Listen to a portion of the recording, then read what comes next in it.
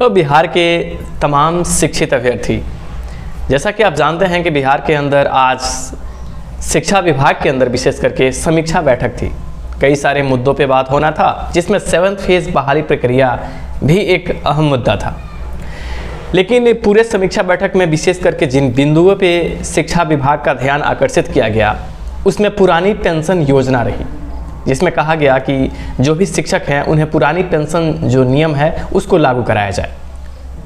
दूसरी बात कि बिहार में जितने भी शिक्षक हैं उन्हें राजकर्मी गवर्नमेंट नहीं मानती है, तो उन तमाम शिक्षक को राजकर्मी माना जाए। और इसके लिए विगत जितनी भी संघ है, काफ़ी अरसे से ये लोग कंटिन्यू प्रोटेस्ट भी किए हैं और सरकार के सामने ऐसे कई बार उन्होंने लेटर भेजा है, सरकार से आग्रह किया है कि हमारे बिहार के अंदर जितने भी शिक्षित लोग हैं उन्हें कम से कम राजकर्मी का तो दर्जा जरूर मिलना चाहिए। और साथ ही साथ समान काम समान वेतन की भी बात की गई कि अगर टीचर्स जो लोग हैं उनको अलग अलग कैटेगरी में जैसे डिवाइड करके आप रखे हैं,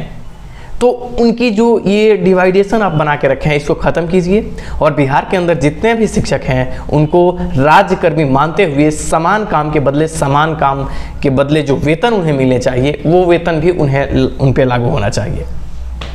7th फेज बहाली प्रक्रिया के लिए बातें रखी गई, जिसमें कहा गया कि जो नियमावलियां हैं, जो शिक्षक नियमावली बन रही है उसमें तमाम जो विसंगतियां है, जिसके वजह से आज भी देखा जा रहा है कि पुराने जो शिक्षक हैं उनकी क्वालिटी जो है, क्वालिटी से वो काफ़ी लो ग्रेड में पढ़ा रहे हैं। जैसे अभी भी प्राइमरी के बहुत सारे स्कूल हैं जिन टीचरों को अपग्रेड होने की ज़रूरत है और सरकार की गलत पॉलिसी होने की वजह से वो शिक्षक आज भी प्राइमरी में लटके हुए हैं। ऐसे तमाम मुद्दों पे बात रखा गया, लेकिन 7th फेज बहाली में सिर्फ और सिर्फ जहां तक जो सुनने को मिला कि नियमावली पे फोकस की गई। उसके बाद सरकार सिर्फ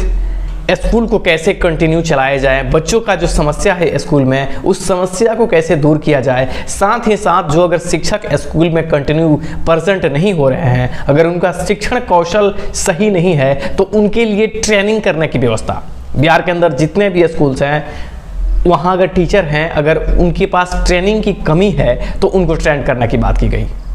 ऐसे बहुत सारे मुद्दे रहे जिस पे बात किया गया, लेकिन 7वें फेज की नोटिफिकेशंस की चर्चा बिल्कुल ही नहीं की गई। अब सरकार के अंदर, शिक्षा विभाग के अंदर जितनी कमियां हैं उस कमियों पर तो ध्यान आकर्षित किया गया है, लेकिन बहाली पे नहीं। पूरे 7th फेज बहाली प्रक्रिया में एक मसला रखा गया, जिसमें 7वें फेज का जो नियमावली होगा उस नियमावली में उन कुरीतियों को दूर करना है जो पहले की नियमावली में हमें देखने को मिलते थे। और विशेष करके जो फोकस किया गया, समान काम समान वेतन। दूसरी कि सरकार के जितने भी शिक्षक अभी हैं जो स्कूलों में पढ़ा रहे हैं उन्हें राज्यकर्मी का दर्जा दिया जाए। स्कूल को कंटिन्यू चलाने के लिए जितने भी बीडीओ के साथ साथ जो बीईओ होते हैं और जो डीईओ होते हैं, कम से कम शिक्षकों का जो आप समीक्षा करते हैं ब्लॉक पे बुला करके बीआरसी ऑफिस या फिर डीईओ ऑफिस, तो इस तरीके से शिक्षकों का जो समय किल होता है कम से कम उसको ध्यान रखा जाए। और अगर आप शिक्षक का आप कुछ भी समीक्षा करना चाहते हैं तो एक रियल फ्रेमवर्क के अंदर किया जाए। यानी शिक्षकों के कई सारे मसले पे बात किया गया, उसमें विशेष करके कहा गया कि जो शिक्षक अगर स्कूल में प्रेजेंट नहीं होते हैं तो जैसे माननीय शिक्षा मंत्री ने कहा था कुछ दिन पहले कि उन शिक्षकों को बाहर करना चाहिए, जिसमें बात रखा गया कि शिक्षक को आप बाहर मत कीजिए, हाँ उन्हें पनिशमेंट कीजिए, उन्हें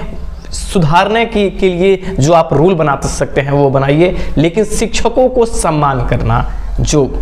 अहम है कि शिक्षा विभाग कम से कम बिहार के अंदर शिक्षकों को सम्मान करे। और नियमावली जो आगे चल के जो बहाली प्रक्रिया होने वाली है उस नियमावली में उन तमाम बाधाओं को दूर करे जो अभी तक शिक्षक बहाली प्रक्रिया में जो बाधाएं रही है, जिसकी वजह से सही टीचर का रिक्रूट भी नहीं हुआ है। और अगर सही टीचर का रिक्रूट हुआ है तो उनको जिस अपग्रेडेड स्कूल में होना चाहिए, हायर क्लास में उनको होना चाहिए, वो उसमें नहीं है और वो प्राइमरी में है। अगर प्राइमरी में है तो उनको टीचर्स को अपग्रेड कीजिए और टीचर अगर क्वालिटी अपने अंदर रखते हैं तो उनको आगे के क्लास में उनको फॉरवर्ड किया जाए। ऐसे बहुत सारे मुद्दों पे बात किया गया है, लेकिन 7वें फेज के लिए कुछ खास नहीं आना ये संदेह के दायरे में है कि 7th फेज बहाली के लिए सरकार क्या करने वाली है, नहीं करने वाली है। ये समस्या जो है आज कुछ न कुछ बढ़ा ही है। अब देखते हैं कि सरकार विगत आने वाले कुछ दिनों में किस ट्रैक के साथ 7th फेज बहाली प्रक्रिया को आगे बढ़ाने के लिए तत्पर होती है।